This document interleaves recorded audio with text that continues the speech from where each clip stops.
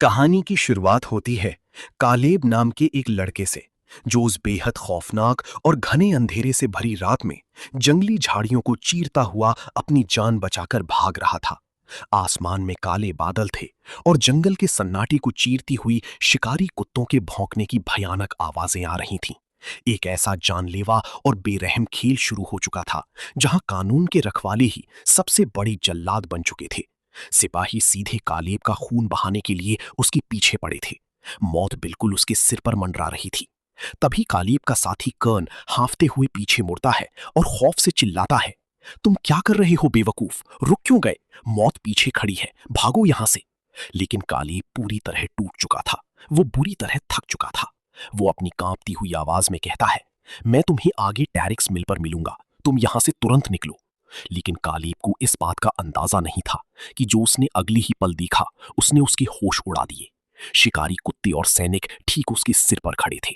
अब खेल एक बहुत ही खतरनाक मोड़ ले चुका था, लेकिन असली खेल तो अब शुरू होने वाला था।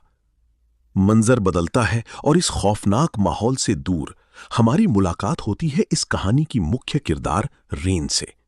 रेन एक बेहद जांबाज और खूबसूरत लड़की है, जो बड़े सुकून से नदी के किनारे अपना तीर कमान ताने किसी शिकार पर नजरें गड़ाए खड़ी थी।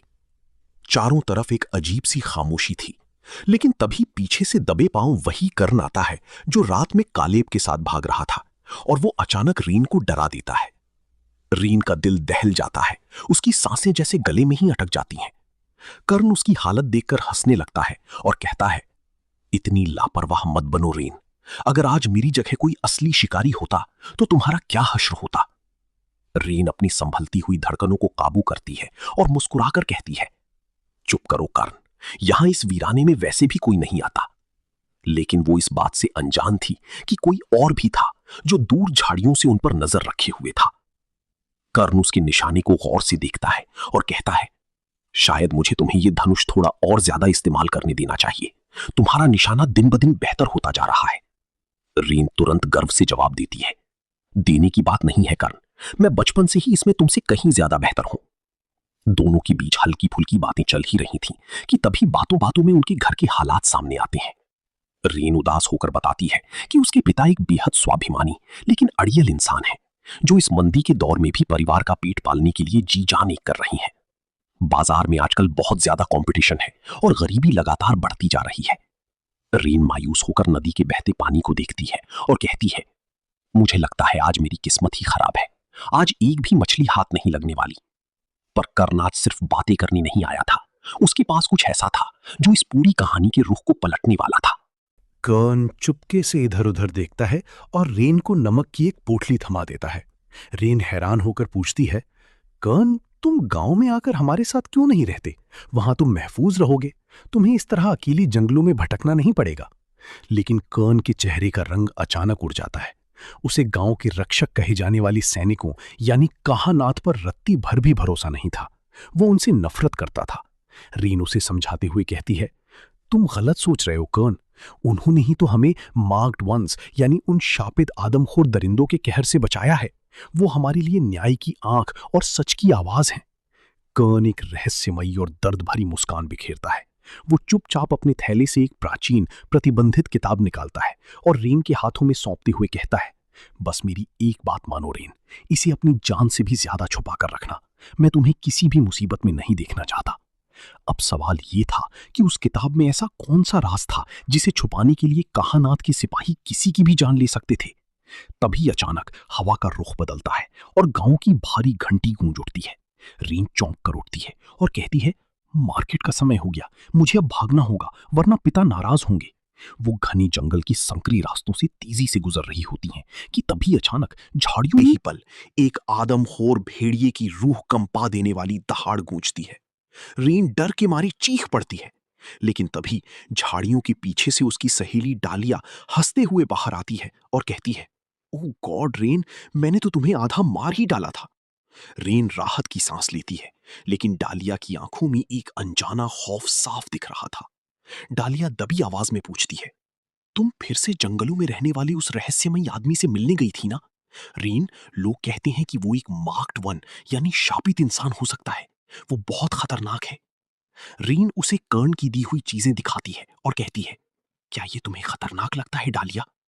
दोनों बातें करते हुए बाजार में पहुंचती हैं, जहां ईडा नाम की एक घमंडी औरत रीन को देखकर ताना मारती है, तुम कोई सही लड़की नहीं हो रीन, हमेशा आवाराओं की तरह जंगलों में भटकती हो। तुम्हारा वो लाचार बाप और भाई भी तो वैसे ही हैं। रीन की आंखों में गुस्सा उतर आता है और वो करारा जवाब देती है, मैं चाहे जैसी भी हूं ईडा, जब तक मेरे दम पर मेरा परिवार पल रहा है, मुझे तुम्हारी बकवास की कोई परवाह नहीं। बाजार के एक कोने में बच्चे पढ़ रहे होते हैं कि तभी रीन का छोटा भाई बैनन पूरी तरह कीचड़ में लथपथ होकर आता है और चिल्लाता है, बचो, मैं इस दुनिया का आखिरी और सबसे खतरनाक मार्क्ड वन हूं। रीन उसे डांटती है और साफ करने लगती है। तभी बाजार का दुकानदार नार्देथ चिल्लाता है, अरे, मेरी पैसों की थैली और मेरी हैट किसने गायब कर दी? बैनन हंसते हुए उसकी चीजें लौटा देता है। दुकानदार राहत की सांस तो लेता है, लेकिन वो गंभीर होकर रीन से कहता है, देखो रीन, बैनन बहुत भोला है, लेकिन उसकी ये आदतें तुम्हारे पूरे परिवार को एक दिन बहुत बड़ी मुसीबत में डाल देंगी। बाजार में अभी सब हंस रही थी, लेकिन उन्हें नहीं पता था कि आफत उनके दरवाजे पर दस्तक दे चुकी है। दुकानदार रीन को एक बेहद दुर्लभ ड्रैगन फ्रूट देता है और कहता है, मैंने सुना था कि तुम्हारी माँ सालों पहले उस जादुई आइलैंड पर गई थी, इसलिए ये सिर्फ तुम्हारे लिए है। रीन मुस्कुरा देती है, लेकिन जो उसने अगले ही पल देखा, उसने पूरे बाजार की होश उड़ा दिए। अचानक पूरे मार्केट में एक ऐसा सन्नाटा पसर जाता है जैसे सब पत्थर की बन गई हों। बैनन खील खील में वो फल छीनकर भागने की कोशिश करता है और तभी वो सीधे लोहे की बख्तरबंद कपड़ों में लिपटी एक बेहद लंबी और खूंखार शख्स से जा टकराता है। वो कोई आम सिपाही नहीं था, वो था काहनाथ की क्रूर सेना का कमांडर। उसकी कातिलाना आंखें धीरे से घूमती हैं और सीधे जाकर टिक जाती हैं रेन के बूढ़े पिता पर। पूरा बाजार खौफ से कांप रहा था। कमांडर आगे बढ़ता है, रेन के पिता के चेहरे को देखता है और एक ऐसी डरावनी आवाज में मुस्कुराता है जिसे सुनकर रोंगटे खड़े हो जाएं। वो कहता है, हेलो मेरे पुराने दोस्त। कमांडर के जाते ही रेन के पिता खौफ से कांप उठते हैं।